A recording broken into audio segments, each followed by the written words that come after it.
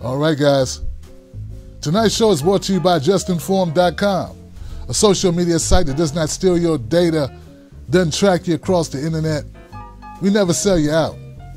You go to justinformed.com to get information and to share information.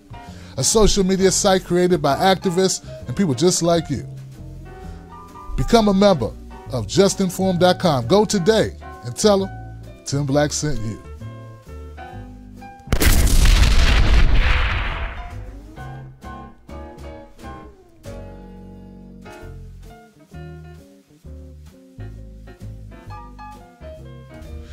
Today's show is also brought to you by my friends over at the Weed Tube.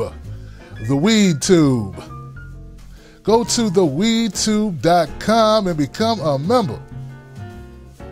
Oh man, I'm buzzed. Go do it today.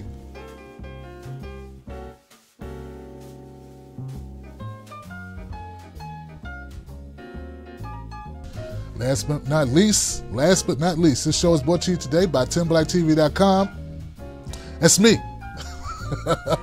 Become a member of my Wolf Pack by going to patreon.com, Tim's Take Live, or doing it right here on YouTube. You can do it, like my friend Rob Schneider.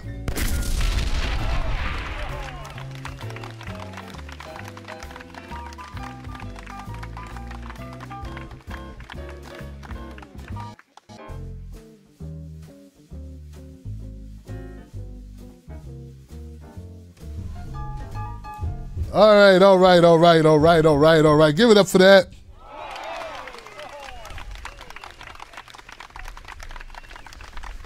Yeah.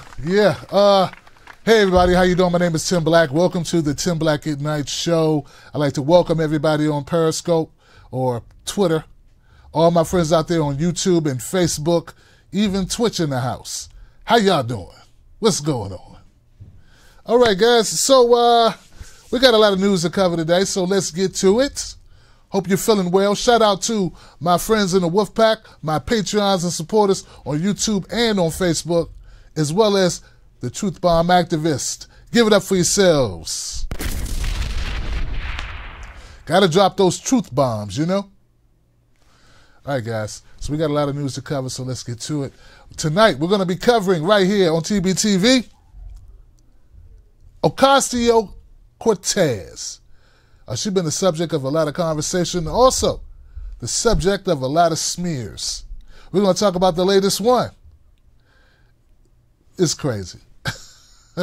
Right here on TBTV. Also, we have the, how can I say this?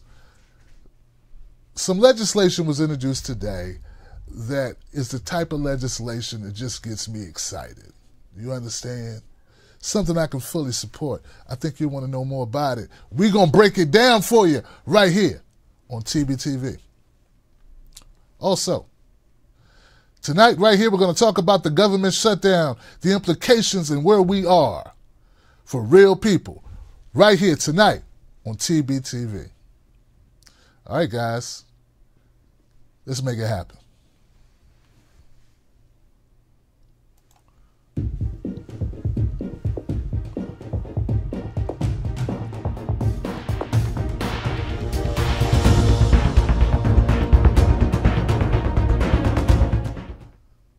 Woo! Man, that's what's up. I see it. Okay. All right. Hate to start it off with this, but we need to start it off with this because this is real life stuff that's going down, folks. As you're fully aware, if you are a government employee, you're all too aware of what's been happening with the government, that the government is shut down. Now, this is day 19, and we still haven't had a resolution to the budget.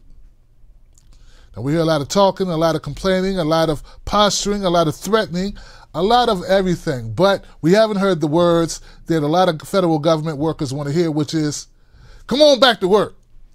Come on back to work. And, and also, more importantly, your check is in the mail. How about that?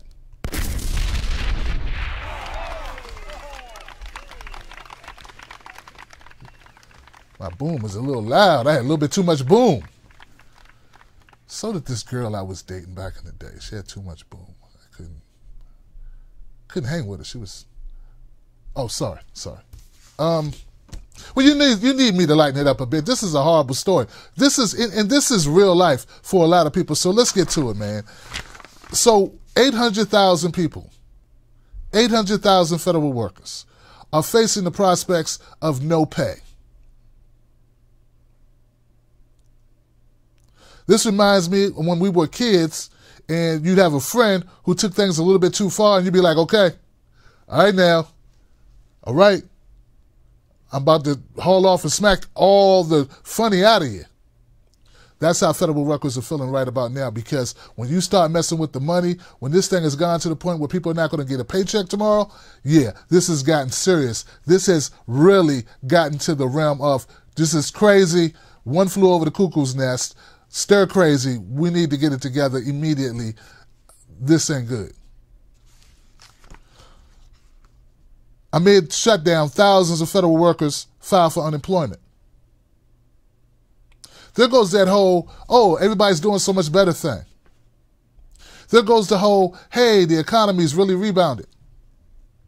Yeah, we're going to have fresh unemployment filings for federal workers. And this is not something that needs to happen, folks. This is something that's been manufactured. When I say manufactured, it's been forced. This is routine as far as the budget. What they typically do is say, okay, oh, we can't balance the budget. Oh, no. And they go, okay, well, let's give ourselves permission to keep trying. And life continues. Not this time. Unemployment offices across the country are reporting an uptick in claims from federal workers. Among the applicants, a scientist at the Environmental Protection Agency, a judge for the Department of Housing and Urban Development, and a data analyst at the Department of Transportation. It makes sense, a lot of sense, with all the uncertainty people are facing, said Michelle Evermore, an expert in unemployment insurance at the National Employment Law Project. A few days ago, Will Kohler, a tax examiner for the IRS, filed for unemployment. He's been out of work for 3 weeks, now due to the gridlock in Washington, D.C.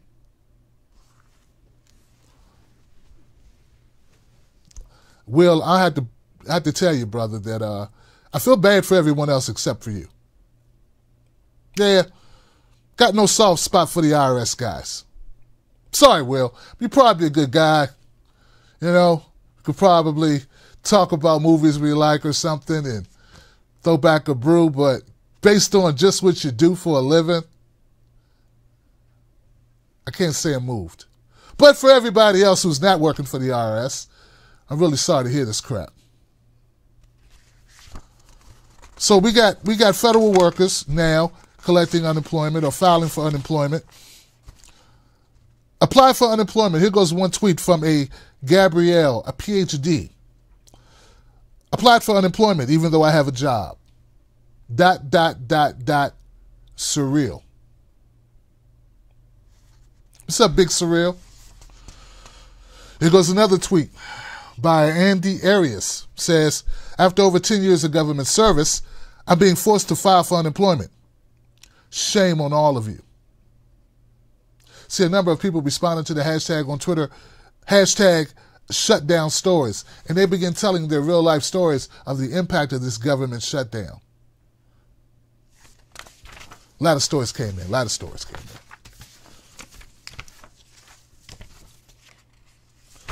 Now, in the response to this government shutdown, the Senate has been making moves.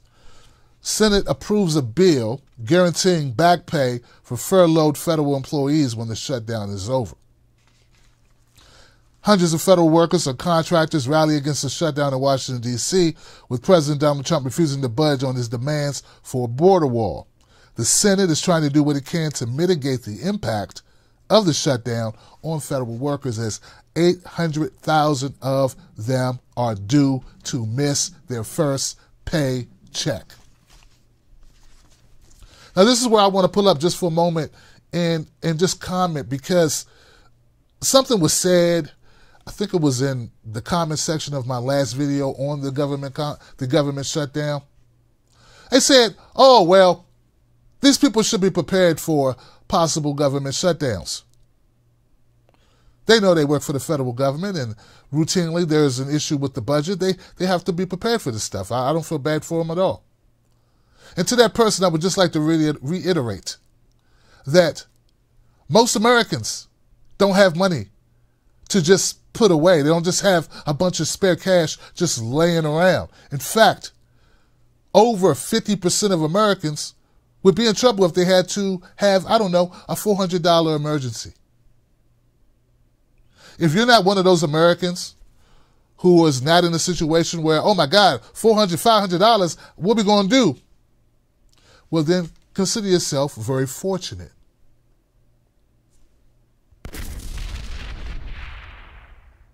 Also, don't consider yourself regular, because most people just don't have the savings that you have. You're doing well. Let's hope you never get sick. Because, we do have these people that just don't understand how the rest of the world lives. I'd like to give you some more information on that. I don't think that's going to do it. I don't think that's enough info. I think people need to know more stuff. I said that the average American doesn't have the reserves in place for an emergency, $400, or knocks certain amount of Americans, like 50%. Even a smaller percentage of Americans are able to sustain a $1,000 emergency. And when we start talking about income inequality, and we start going into, there we go again with that race thing. Oh no, oh no. Well, the median wealth of black Americans will fall to zero by 2053. Warns a new report. So I wonder how the black folks who didn't get the GI Bill, for instance, when over 60,000 white families did, and they were able to, go to, since they, volunteered their service, they were given an opportunity to become middle class, and black folks weren't. So they were able to do what? They were able to create wealth by buying property, which is an asset that accrues wealth. It builds, and it can be what? Passed down. Well, even if white people got it bad, when they were able to do what? Build wealth, then people that were able to build wealth, think how they're doing. So I bring that up not just to make you feel bad, but just to wake you up to the reality of what other people are living through. And also to point out something too, because see, when we had these conversations about the government shutdown, and I hear these people on Twitter who talk to me and they say, Tim Black, we need that border wall. How callous is it of you to say that? We need this border wall as if we didn't need it last year, we didn't need it 2 years ago. What is so explosive? What's the emergency that makes it a necessity now? What is it? And are you thinking about all of the people who just don't have it, like are just in a bad situation because they can't go to work? I mean, not only I don't think people are considering the actual lifestyle of others, they think everybody's like them because they can afford it, I guess. And that's not true. I think I do have something I'd like to share on it, though. How about Donald Trump talking about the government shutdown? Yeah, let's add this in the mix.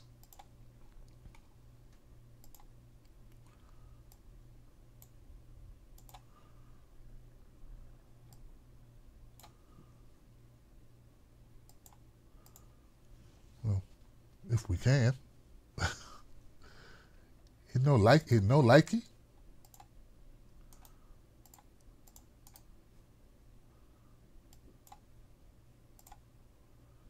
Let's try that one more time.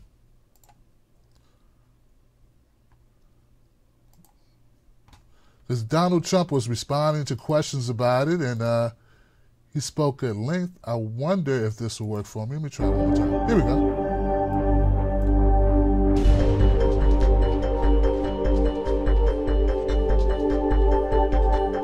the absolute right to declare a national emergency. The lawyers have so advised me. I'm not prepared to do that yet, but if I have to, I will.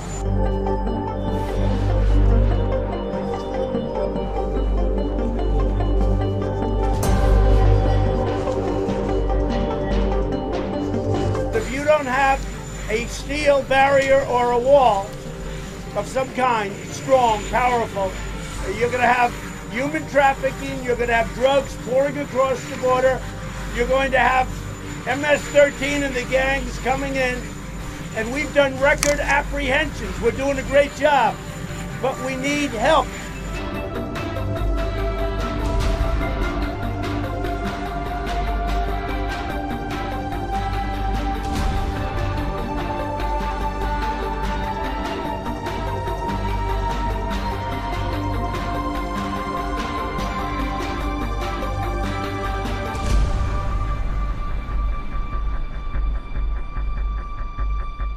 Over the years, thousands of Americans have been brutally killed by those who illegally entered our country, and thousands more lives will be lost if we don't act right now.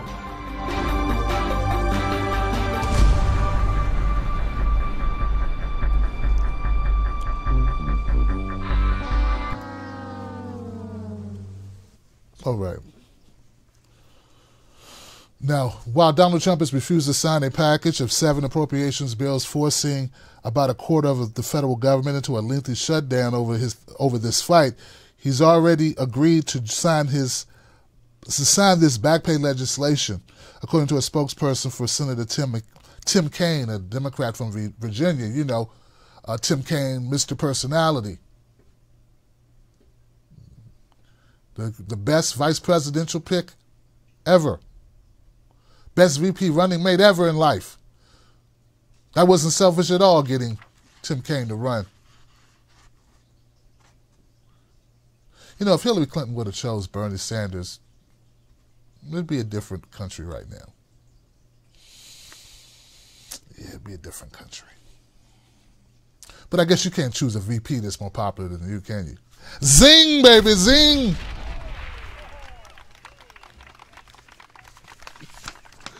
Sorry, guys. Sorry. Well, anyway, the bill to give back pay after the furlough is over unanimously passed. And that's a great thing. The problem is, like anybody else would tell you, you can't pay bills today on money you get next month or whenever. So it doesn't really help people right now. And people need help right now. It would be great to just not do this at all. You know, have a government shutdown. 21 days is the record, and we're at day 20. I misspoke earlier. It was 19 before today. Now it's 20 days.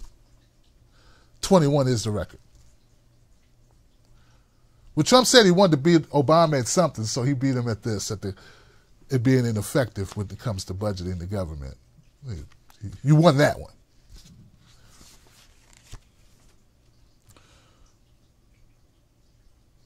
Obama beat him in detentions. Or deportations, did he? I hate when I got to bring up truth, you know? Anyway, so the government shutdown, of course, here at TBTV, we want to end the government shutdown. We support workers, blue collar workers, federal workers, whatever, you know.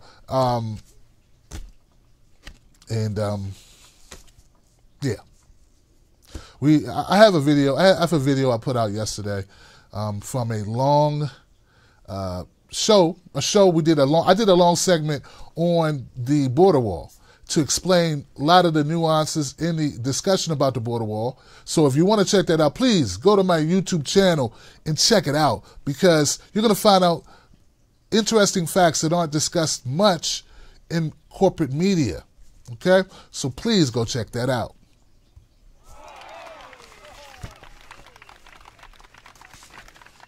All right. Moving on.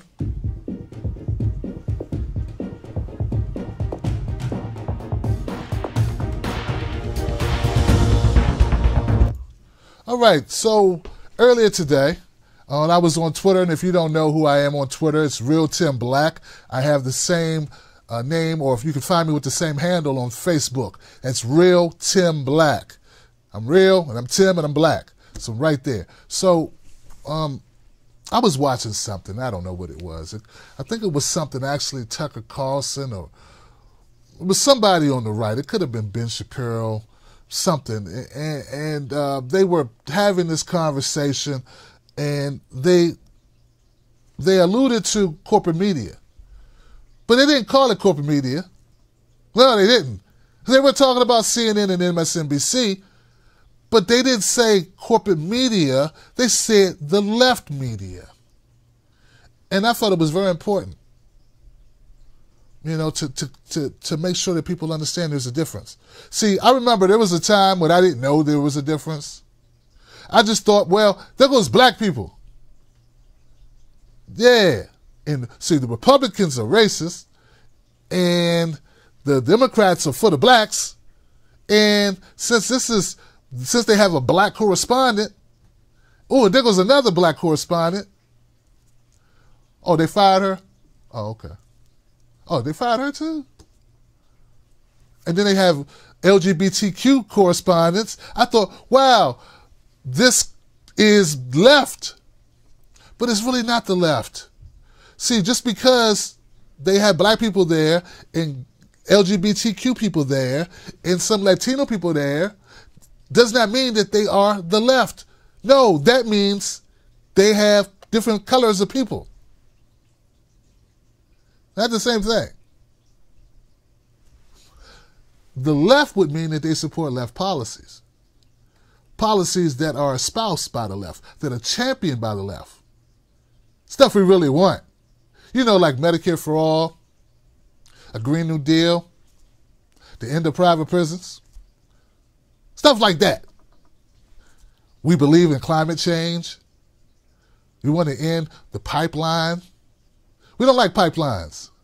No, we don't. We supported the people in No Dapple, North Dakota, fighting against that damn pipeline that ended up bursting, that no one talks about. We support people having clean water like in Flint. See, these are left principles, not corporate media principles, because what's the operative word in corporate media? Corporate, meaning business. Business isn't left. In fact, when I think business, I think right. Don't you think right when you think business? I think Trading Places. Those old coots that played that black guy, Eddie Murphy, for a fool over a $1 bill bet. When I think big business, I think Republican. The party of big business. But for some reason, a lot of people on the right mistake MSNBC, Microsoft, NBC, because Microsoft owns it. See, corporate. They mistake it for left because they have black people on it. And sometimes they'll say Black Lives Matter or something. That don't make it left. Make it left would be we're pro-union. Right? And if it was really left media, they would be what? Anti-war. They want to end pipelines to prison and pipelines in the Dakotas. They want to legalize marijuana. That's not what they want to do in CNN. They just want to exploit issues that minorities care about. You know, just like the Democratic Party. For votes, but for them, it's the other kind of V. Viewership. Get it? So, in my quest to get the word out about this myth that needs to be debunked immediately and people need to recognize it, you may disagree with what the left stands for, but we stand for stuff. Corporate media doesn't stand for anything except profits. Corporate. So anyway, in order to try to send my point home, I put out this tweet. Please stop calling corporate media left wing. Corporate media is not left. They don't want Medicare for all, Green New Deal, money out of politics, marijuana legalization, or an end to private prisons. They work for big corporations, not the left. Hashtag Thursday Thoughts. Hashtag F parties.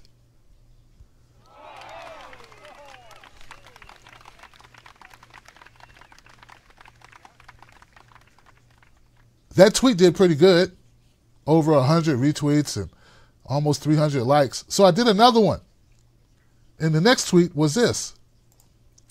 Most left policies are not supported by corporate media. Stances such as pro-union, anti-war, pro-environment, etc. Some on the right consider corporate media left simply due to token slots for blacks or LGBTQ. No. Corp media uses diversity as a tool. Nothing more. Corp does not equal left.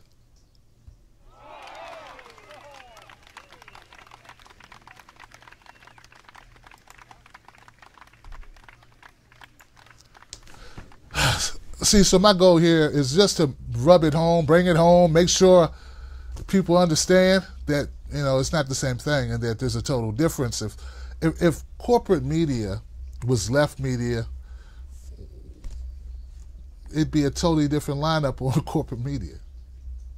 And it bothers, every once in a while I do realize that that people are people, right? And I think some people just say, you know what, I got to get a paycheck. I think for the most part, a lot of the journalists that are out there in corporate media, I don't think they intended to do what they're doing.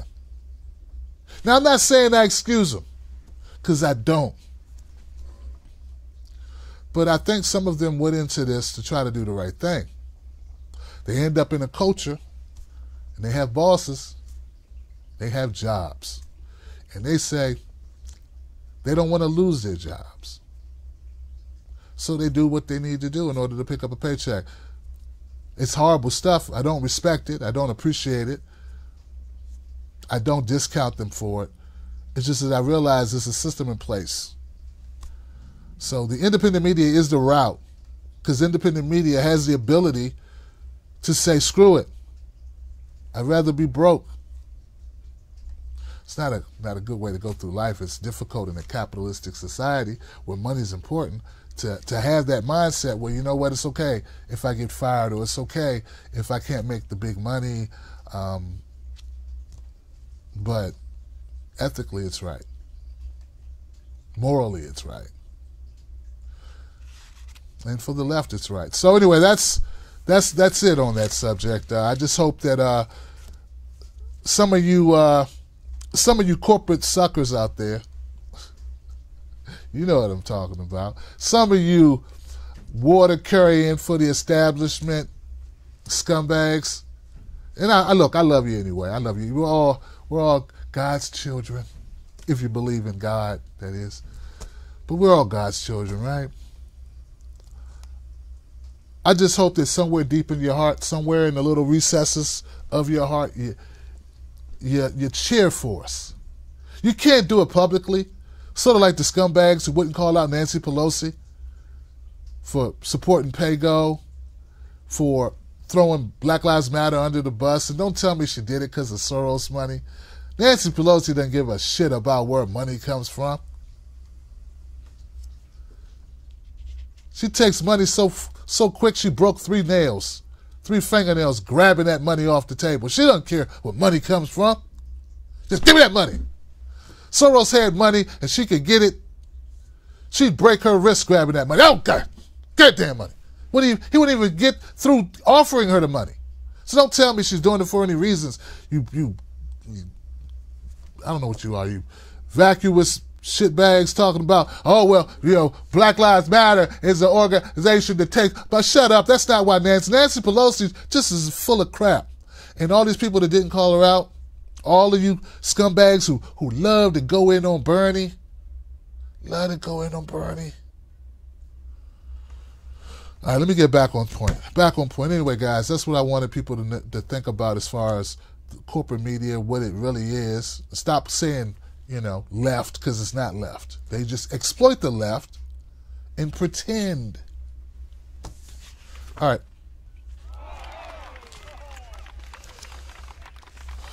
So, next story.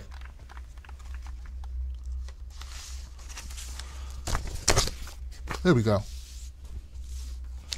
Do we need paperwork on this one?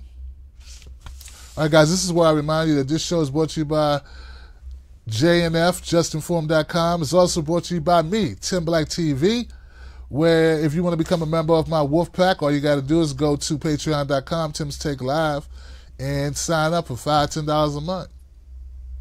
What it does is it supports our vision, and that vision is the more people that know the truth, the more people that will wake up. If they watch corporate media and they're being lied to, that leads us to have a country of people that are controlled by the oligarchs. They are controlled by the establishment, and that's not good for any of us. So if we want to wake people up, it's going to require media. So you come here to get information that you will not get on mainstream media. We do our best to vet and fact check all of our information, and we never report something because we want to kiss the butt of the establishment. So that's why you become a member of the Tim Black TV Wolf Pack. That's why you do it. So go do it today.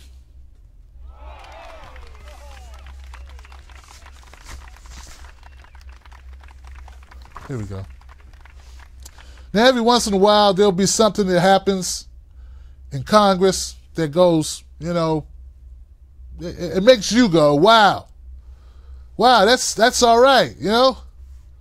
I mean, you're like dozing off and then, you know, you're just totally, you know, drunk with frustration and totally gave up on these bastards, and you're like, ah. And then something will wake you up and you go, oh, what the hell is that? And you look and you're, hey, that's all right. I can get behind that. Yeah? Well, one of those things happened today is when I noticed, thanks to Suzanne Murphy, who sent me this. Liberal lawmakers challenge Trump with drug cost legislation. Yeah. Yeah. This is great. It's great stuff, man. Woo! All right, so a number of congressmen, a consortium of Congress people and got together and they put together some legislation that is amazing. They held a press conference today. They talked about it. So what I'm going to do is I'm going to run the tape. Now, the original video was much longer. I've cut it down in half. I've highlighted the most important points, the points I thought were most relevant, and I want you to take a look at this, and then we will talk about it. Yeah. Oh, you need to, look, guys, you need to share right now. Share this on your social media right now, please. Let me give you like 10 seconds to do that. If you're on Facebook, please share it to your profile. If you're on YouTube, please share this broadcast to your profile, to your timeline, to your group, to your fan page, whatever you have. If you're on Twitter, tweet this out for me, please. Hashtag Tim Black Show. Hashtag Tim Black Show. We need to start using that hashtag more often. Hashtag Tim Black Show. All right? All right, guys. While you're doing that, let's go ahead and run this clip. You're in for a treat.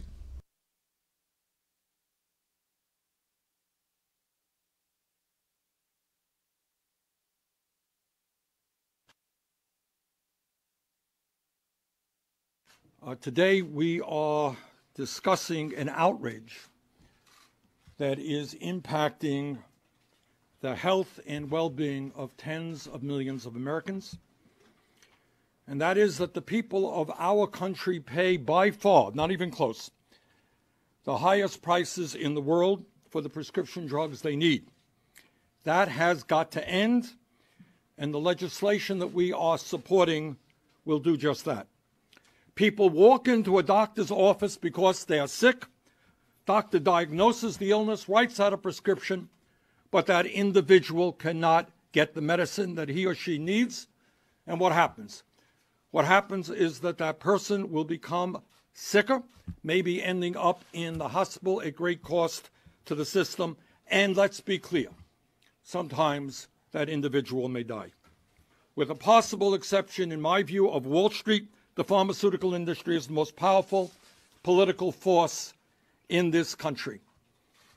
They have spent more than $4 billion in lobbying and campaign contributions over the past 20 years, and they have hired some 1,400 lobbyists, often former leaders of our two major parties, to fight for their profits. In other words, they own Washington.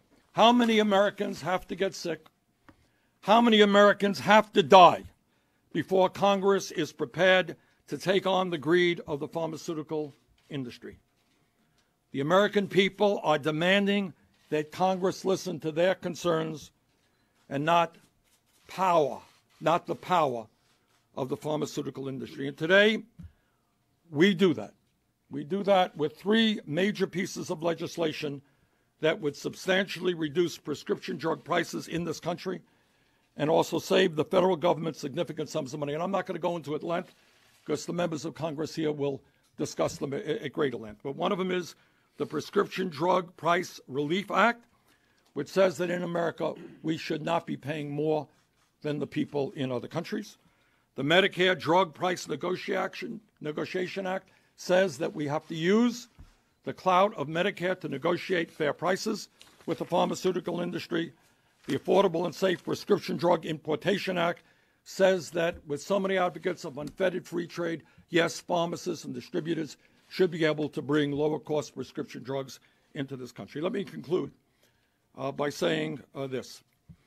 As many of you know, President Trump over and over again has talked about the high cost of prescription drugs. During his campaign, he said that he was going to stop the pharmaceutical companies from, quote, getting away with murder, end quote. Well, today, I say to President Trump, if you are serious about lowering prescription drug costs in this country, support our legislation and get your Republican colleagues on board. It is interesting as I listen to Senator Sanders talk about the effects that this can have, of these skyrocketing prices can have.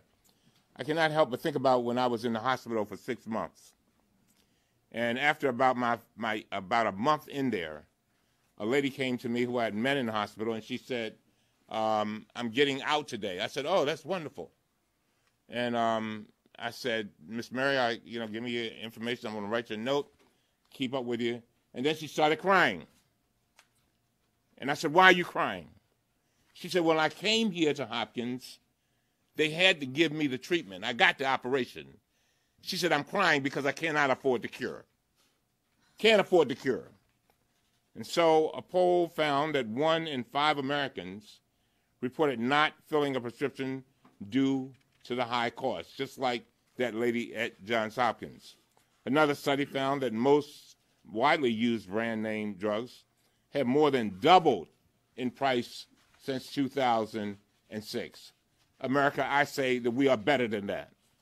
So today I'm here to reintroduce the Medicare Drug Price Negotiation Act, co-led by my friends Representative Welch and Doggett, to allow Medicare to negotiate prices directly with drug companies. I'm also reintroducing the Affordable and Safe Prescription Drug Importation Act to allow Americans to buy safe, affordable prescription drugs from other countries. These bills are important because it's time to provide much-needed relief to the American people. Ladies and gentlemen, and I say to the President, no more talk, no more tweet, no more commotion, emotion, and motion and no results. We live in a nation that professes to believe in ideals like life, liberty, and the pursuit of happiness, and millions of Americans' health and well-being is being put at risk by the outrageous and unjustifiably high cost of prescription drugs. We live in a nation where families are hurting, individuals are going without treatment, where people's lives are being put at risk because we are not doing the common sense things necessary to drive down the cost of drugs.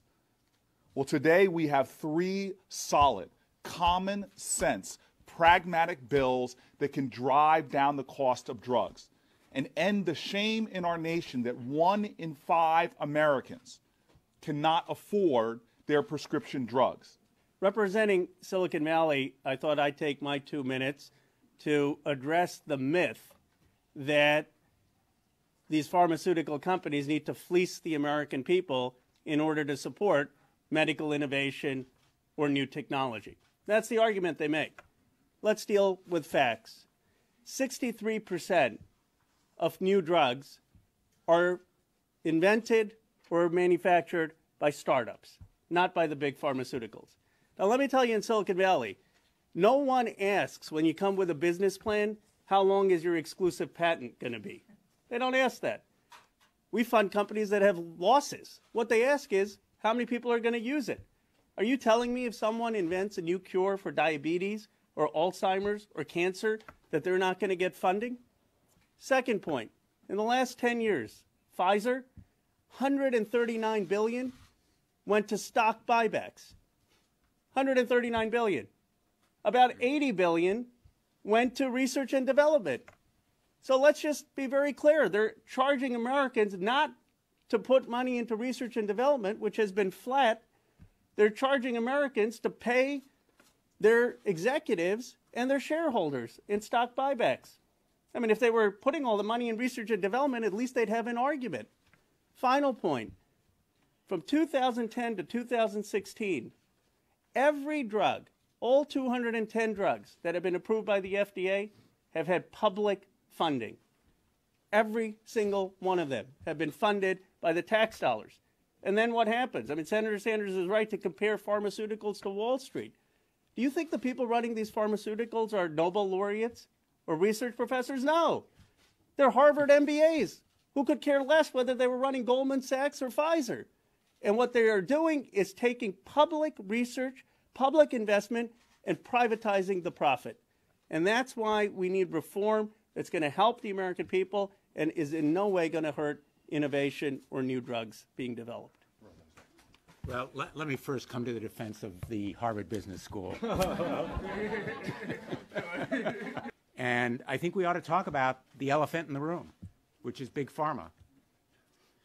The reason why we've seen radio silence from the White House on this issue is that a funny thing happened on the way to the White House for President Trump. He began listening to the pharmaceutical drug industry. And he began buying those myths and misleading pitches. Everybody. It's affecting businesses. It's affecting our defense industry. It is impacting our national security. And so these three measures are more than common sense. They are a mandate for our nation's health security. The president's right now down at the border looking at this manufactured crisis. The real crisis is in our hospitals and our doctors' offices and the homes of Americans who have to choose between putting food on the table and buying drugs that are necessary for their survival. Americans should not be charged more than people in other countries. We deserve the same bargains that Europe and Canada have. Importing those drugs makes sense, and reducing the cost of those drugs after studies of what those costs are makes sense. And giving Medicare the ability to negotiate what could be more basic. Americans are demanding concrete actions. According to a recent poll, 73% of Americans believe that prescription drug prices are too high. And why are the pharmaceutical companies doing that? Why is Pharma doing it? Because it can. 10 of the most TV advertised drugs every month cost between $500 and $8,369. That's a per month figure for the top drugs you all see on television being advertised. And that's why these bills that are being introduced today are so critical. They finally put an end to the pharmaceutical industry's unchecked power to set soaring prices. You know, there's a question. How is it in the United States we pay the most and have the least available when it comes to pharma prescriptions? And it's very simple. Government lets it happen. We are the only industrialized country where the representatives of the people and the leader of the country does not take action to protect consumers, to protect taxpayers, and to protect employers who are paying a lot for employer-sponsored health care. All of the things that pharma say are myths. You know, when we were talking, Elijah and I, to the president, Tom Price was there, and he was worried about price negotiation because he called it price fixing. We do have price fixing. It's called whatever pharma wants to charge, we have to pay. And they have these justifications about research. And as Ro Khanna said, what? This is all about Wall Street. How do you make the most money? Right now, they are getting the benefit of no competition because there's no price negotiation. They're getting the benefit of the NIH that is doing an immense amount of publicly taxpayer-financed research. They're getting the benefit of the research and development tax credit that taxpayers pay for. And by the way, we just passed the Trump tax cut, $2.6 trillion added to the deficit, a lot of that in the pocket of pharma. And did they do any R&D? No, they did stock buybacks that fattened executive pay. It is the consumers on the losing end, the taxpayers on the losing end. And right now, as we're sitting here, there is a proposed merger between two giants, Bristol-Myers Squibb and Celgene, $74 billion. And you know what happens with every single one of these mergers? The consumer, the taxpayer, and the employer pay. Because what they do is they now have more market power with those drugs. And what they do is they say, the cost of this, don't bother the shareholders. We don't want to disturb them. We'll raise the price of our products. That's happened time over and over again. And the only reason it happens is because we let them get away with it. I believe that healthcare is a basic human right. And all over the world, there are people in developing parts of the world who are dying because they don't have access to healthcare or they don't have access to medicine. My aunt was one of those people. She died of diabetic shock at the age of 21 because she didn't have access to medication. And so in Minnesota last year, when I heard about Alec, who was 26 years old, who died because he couldn't access insulin to save his life, it did not make any sense to me. As an immigrant, as someone who came here 23 years ago, I came for the promise of America, where things are accessible and that there is an abundance of resources. Every single day, I am in shock that there are folks here in this nation that have to make a decision on whether they can put food on the table or get their medication that they need to save their lives. That there are people making a decision whether they file for bankruptcy or seek treatment for some disease that is going to kill them. Here in America, no one should be forced to make such choices. Prescription drug prices continue to rise, and the only ones winning out right now are the pharmaceutical companies. Just to give you some context, in Colorado, about 570,000 Coloradans did not fill a prescription last year because it cost too much. Instead of listening to the demands of the pharmaceutical industry and their 1,400 lobbyists, as Congresswoman Sikowski recounted, it is time that Congress started listening to the American people, who overwhelmingly believe that the cost of medication is too expensive.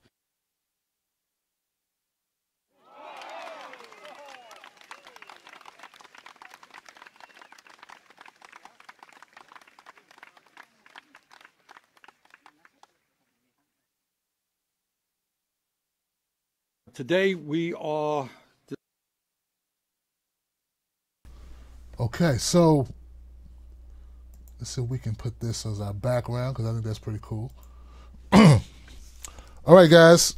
Hope that you were able to hear that presentation and hear those Congress people say some things that sort of give us a little bit more context about what's going on with our pharmaceuticals. And I just want to make sure people understand that there are three different pieces of legislation.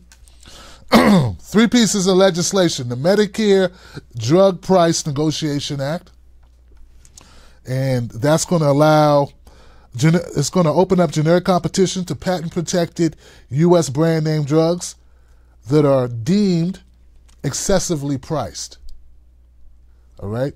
The Prescription Price Relief Act, and you know what? I'm not sure exactly what function falls under the legislation, but that's the second piece. Prescription Price Relief Act. Then we have the Affordable and Safe Prescription Drug and Importation Act. so that's a lot of stuff, right? All right, so three different pieces of legislation that are being introduced that all focus on our pharmaceuticals, our drug prices, how much we pay for it. What they will do is allow Medicare to directly negotiate with drug makers to let consumers import lower-priced pharmaceuticals from Canada. And we know, I heard some people commenting, or I saw some people commenting about how Cory Booker, how he voted against that. And I went after him for that. And, yeah, I mean, I was impressed by the legislation. With a Democratic Congress, maybe we got an opportunity. But also, one thing I saw that really drove it home was they were talking about how powerful the pharmaceutical is, Big Pharma is, you know? And that part right there really stuck with me because I never thought about it in those terms. Like, we hear people talk about Big Pharma, Big Pharma. Bernie Sanders said Big Pharma is almost as powerful as Wall Street. So it's pretty powerful. That's what they're up against. So 1,400 lobbyists, 3 lobbyists for every congressperson, that they spent billions of dollars, $4.8 billion or $4 billion lobbying Congress. That's how much they've spent over the last 20 years. They, in the last year, the last year, the five largest drug manufacturers took home $60 billion in profit. $60 billion in profit. The CEOs took home $113 million in compensation. Yeah. Wow. I like what Elijah Cummings said when he said, he was saying that Trump talked about making some changes to Big Pharma and said that people were getting ripped off. And that when he went to Washington, he was going to change that. And he said a funny thing happened when Trump got to Washington. Some people from Big Pharma talked to him. That's what happened to him. Same thing happened to Obama, didn't it?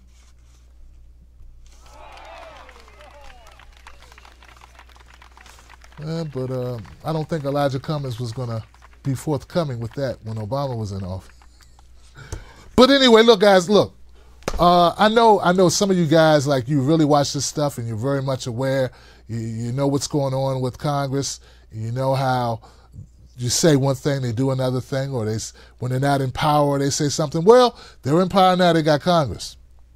And guys, I know there are politicians that were on that stage that you don't trust. And I have to tell you, man, politicians are going to politic. So, like, I'm always looking at what we can get out of the people that are working for us, what we can get out of them today. I can't be too focused on what they didn't do last month or last year. It doesn't mean I'm going to go vote for them. It doesn't mean I'm going to raise money for them. But it does mean I got to be focused on what they're going to do next month because that's what matters, right? And if you're going to call out a politician to hold them accountable for selling you out or for voting the wrong way on something, I mean, that's going to happen with a number of these politicians. It's just the way the system's set up. I have had to come to the conclusion that I'm going to be disappointed often. But if I'm going to fight for the people, if I'm going to be a champion for the people, if I'm going to be effective at all, if I'm going to be able to move the needle in any direction, if I'm going to be helpful, I have to be willing to have somewhat of a short memory.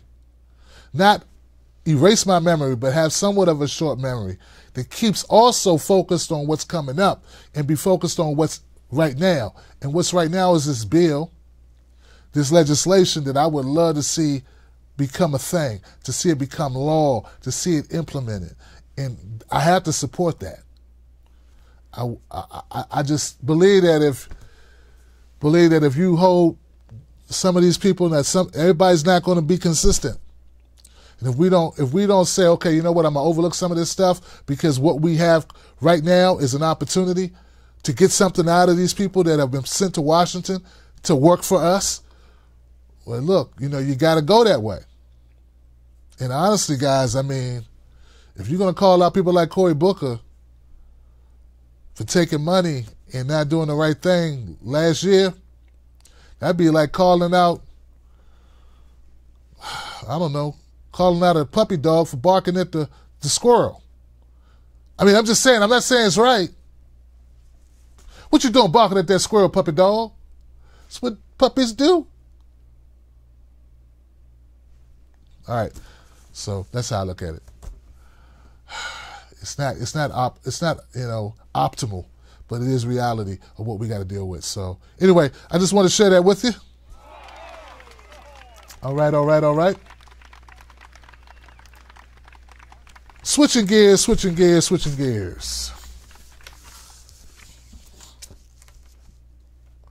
Oh, this is my screen. I decided to make this permanent because I love to remind people when they come to this show, they may not have seen this before. I want to make sure they understand. This is our budget over here. This is the budget. And I just want to remind people, the blue, that's military spending. That whole blue is military. And I just want to remind people that one of these little tiny slithers is the part of the military that helps the military vets. See, this big blue, conservative people, if there's any conservatives watching, the big blue is not for the vets. The big blue is for the bombs. One of these little mofos is for vets.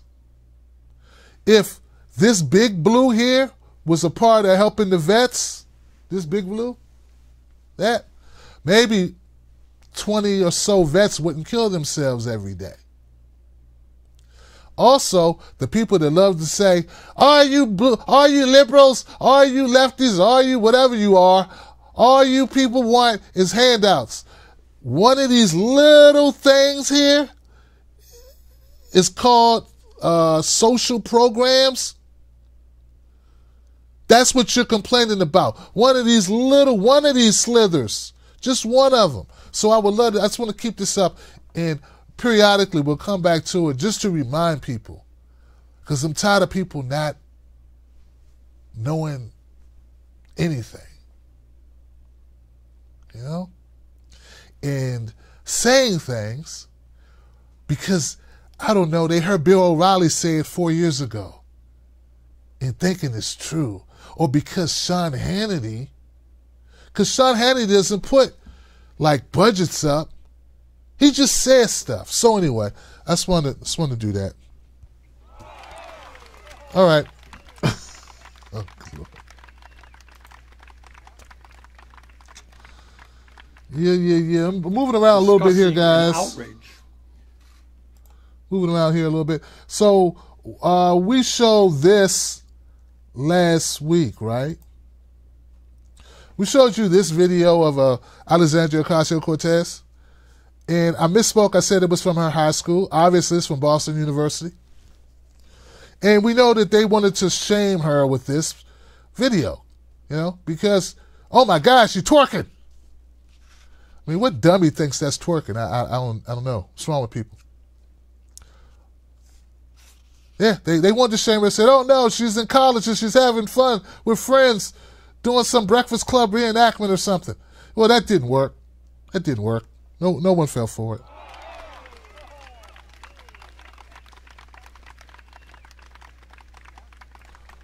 Well, since that didn't work, look, these people who are trying to smear Ocasio-Cortez, one thing about them, they are resilient.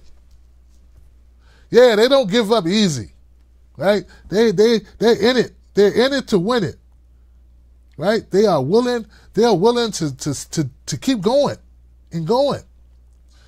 So this picture here, guys, let me move that over here. This picture here, this has been put up to shame Alexandria Ocasio-Cortez. Okay? See it? This was posted. Alexandria Ocasio-Cortez Instagram post 9/3/2016. They said, this is Alexandria Ocasio-Cortez. Isn't she shameful? She's got a picture of her feet on the internet. And a vape pen. And a vape pen too. Oh no! What kind of a freshman congressperson has a picture of her feet? That'll destroy her. Having feet on the internet will destroy you. So anyway, check this out, guys. Fake news. Ocasio-Cortez slams a right wing frothing after a naked picture hoax. Okay, so Ocasio slammed disgusting conservative media for publishing a fake naked image of her in a stinging rebuke of Republican efforts to smear her. She also took aim at the Daily Mail. Look, guys, look. One thing that can be certain. You know that they are afraid of you when they start making up crap like this. Oh, man. That means you're winning. Oh, yeah, when they go to long, extravagant lengths to try to smear you on the internet with fake memes and stuff, that means that they're worried. All right? Okay, so the Daily Caller, which is owned by Fox News host Tucker Carlson. You know how everybody goes, oh, Tucker's great. Tucker. That mother Tucker. Well, he owns this website, the Daily Caller. They published what it said was being described as a nude selfie of the Democratic congressman on Monday. Yeah, not a whole lot of ethics going on at the Daily Caller. Not a whole lot of ethics. Oh, man, I don't know what I did with my ethics and my decency, my journalistic integrity. I don't know. Maybe I seem to have lost it. Don't know what I did with it. It's under my hat. I don't know what happened. I lost my ethics is gone. Here, ethics. Are you out there, ethics and class? Moral high ground? Where are you? Come on home to daddy, baby. Come on, ethics. Hey, Tucker, you might want to form a search party. You know, like the one you said when the people came outside your house and they were scaring you. You need to get those people to come help you look for your ethics and your morals and some facts. Yeah, get them people to form Voltron. All right. Ocasio-Cortez takes on D.C. lobbyists. However, the image in question has been doing the rounds on Reddit for a month and has already been debunked. The Daily Caller article even acknowledges it's not the congressman in its article. See, the Daily Caller was hoping that people wouldn't even read it. They just see the picture and go, yeah, she's stinky. She's stinky. Shame. You know, like the what is it? The people, the show. What is it? You know, there's the winter's coming, people. Game of Thrones. You know that scene? Shame. That's what they wanted. Shame, Alexandria Ocasio-Cortez. Shame. Because, you know, A lot of these people don't read articles. They just look at the titles and the pictures. Woo! Woo! All that looking hurt my brain. Can't keep looking at the stuff. Woo! Because they don't read. They hurt their brain just by looking at the pictures. Ocasio-Cortez responded to the fake photo story on Twitter, accusing Republicans of losing their mind and frothing at the mouth all week, and said the naked picture hoax was just a matter of time.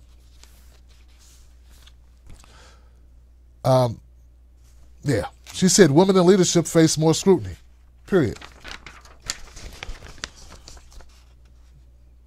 The New York Congresswoman also called out Daily Mail reporter Ruth Stiles for visiting her boyfriend's family and offering him cash for stories. Yeah. I tell you, man, they are going to all lengths to try to tear this girl down. This woman down, I'm sorry.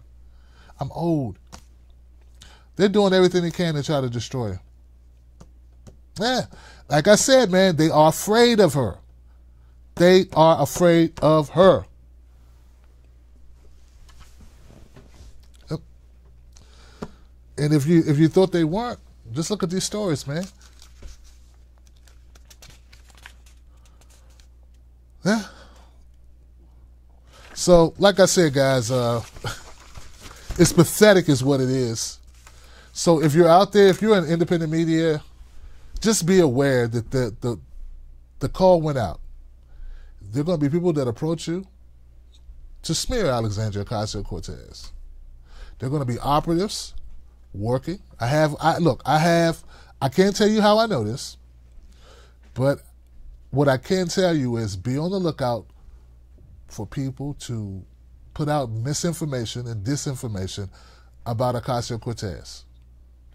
Vet that information, folks, because you don't want to be a useful idiot, right? You don't want to be socially engineered, right? Socially engineered to, be a part of their bullshit. So just keep your eyes and your ears open. If you're out there on social media, I know a lot of you are, guys, you're sending out information. When you see it, just make sure you kind of vet it out, all right? I have no problems with calling out somebody when they do something that deserves to be called out, but I will not, what I do my best not to do is be a part of smear campaigns, all right? So just want you to keep that in mind, all right? All right.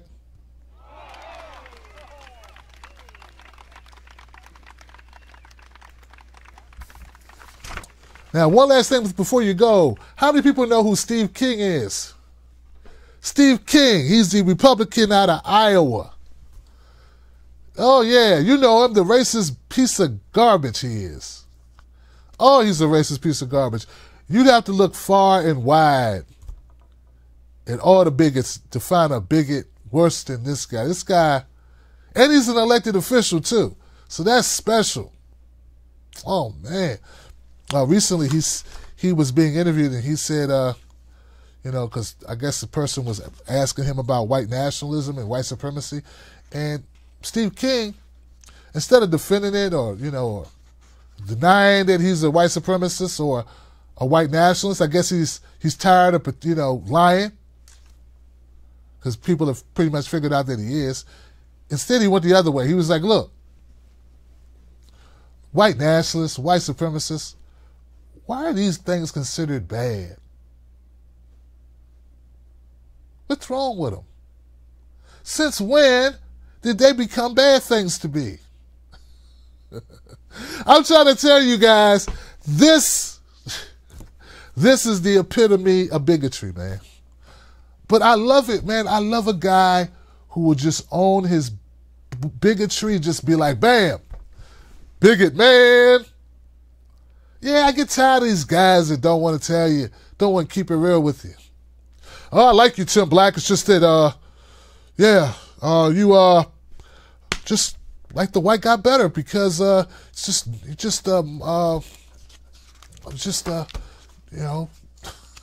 say it, man. Just say it. Spit it out, man. Well, you wear hats. Yeah, I do. That's what it is, Tim. It's that hat. Well, I wasn't wearing it last time I did a show. Yeah, I know, but the fact that I don't know when you're going to wear a hat, it's just something about it. I just can't get behind it. Something about you, Tim Black, makes you less credible. I don't know what it is that makes you less credible, Tim, but something makes you less credible. Did I do that? So anyway, shout out to Steve King, a racist piece of garbage, who is an elected official, who says, hey guys, white nationalists, white supremacists, how'd that language become offensive?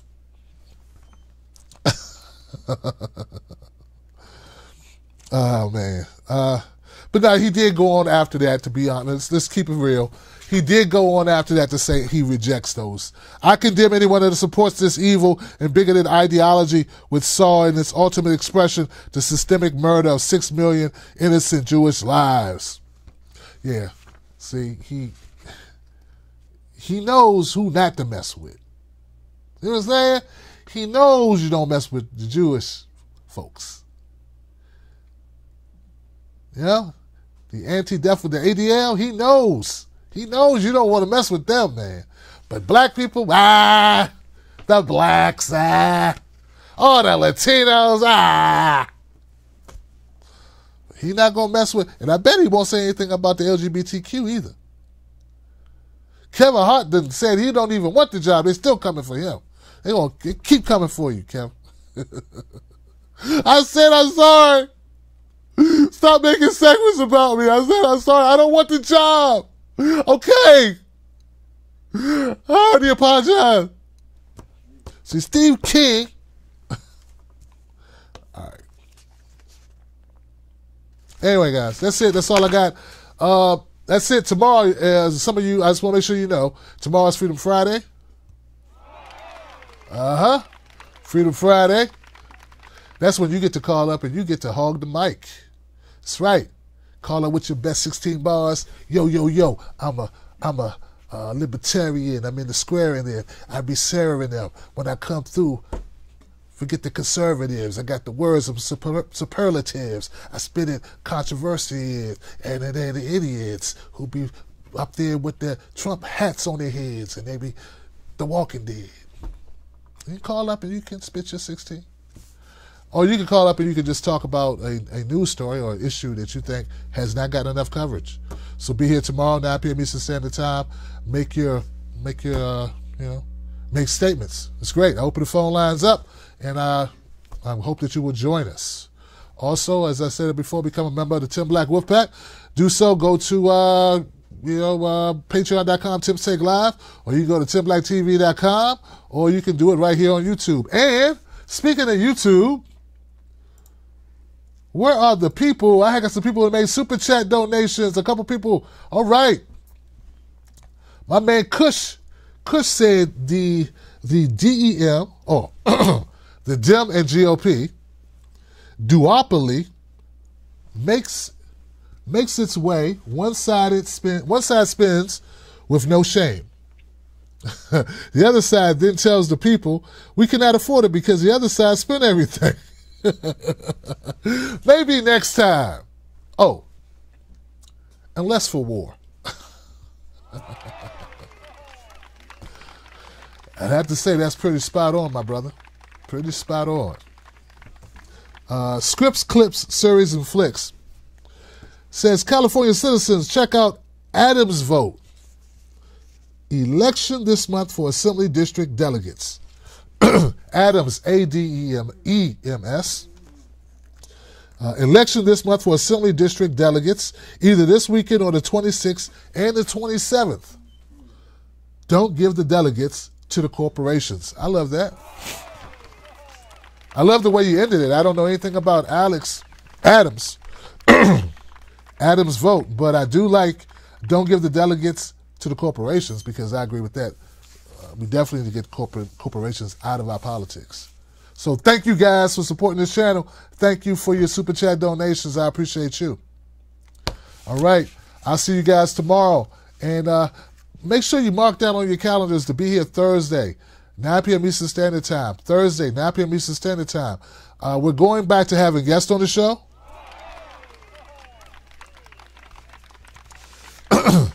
And we're going to have a great show. So more information to come. Just know we're going to have guests on the show on Thursday, and more information will come about this. So I just want to let you know because it's right on the top of my brain. All right, guys. Thank you, Wolfpack. I appreciate you guys. I'll see you soon. Until we talk again, just remember, don't let nobody take your cornbread, and sprinkle some facts on them. Peace. Yes, it is.